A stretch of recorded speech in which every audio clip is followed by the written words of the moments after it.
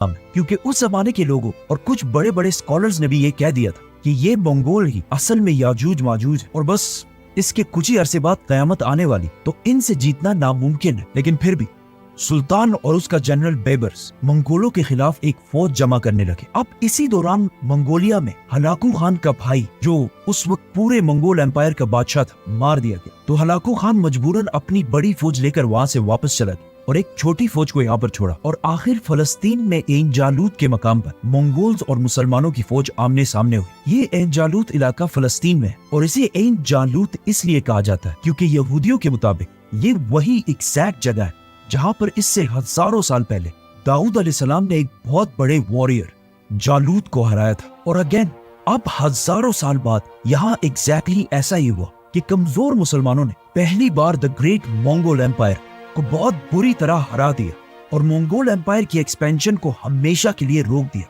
मतलब ये जंग हारने के बाद मंगोल एम्पायर कभी भी इससे आगे नहीं बढ़ी। ये थी मंगोल्स और मुसलमानों की जंग, जिसका इससे बहुत साल पहले रसूलुल्लाह सल्लल्लाहु अलैहि वसल्लम ने पहले ही बता दिया था, जो आखिर ऐन जालूत की जंग के साथ खत्म हो गई। लेकिन फिर भी मुस्लिम दुनिया के एक बहुत बड़े हिस्से पर मंगोल्स का कंट्रोल था और उन्हें दुनिया में कोई भी चैलेंज नहीं कर सकता। लेकिन फिर आहिस्ता आहिस्ता यही मंगोल यहाँ के रिलीजन इस्लाम को स्टडी करने लगे और आखिर इतना इम्प्रेस हुए कि सारा मंगोल खानदान जो इन इलाकों में आबाद था मुसलमान हो गया और ये सारे इलाके दोबारा इस्लाम के कंट्रोल में आए। अगर आप चंगेज खान की औलाद के सारे नाम देखें तो पहले इन सारों के नाम बिल्कुल मंगोल नाम, जैसे कि ओगोदाय, जोची, हलागू।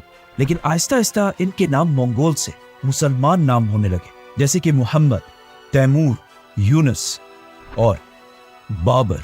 क्योंकि इंडिया पर बहुत साल हुकूमत करने वाली मुगल एम्पायर इसी चंगेज खान की औलाद में से थी। हजरत उमर और चंगेज खान में एक बात कॉमन है कि इन्होंने अपने जमाने की सबसे बड़ी और सबसे ताकतवर एम्पायर्स बनाए थे। लेकिन इन दोनों एम्पायर्स में एक बहुत बड़ा डिफरेंस है कि आज चंगेज खान को सिर्फ एक जालिम के तौर पर याद किया जाता है, लेकिन हजरत उमर को पूरी दुनिया एक ग्रेट लीडर मानती है। सब्सक्राइब।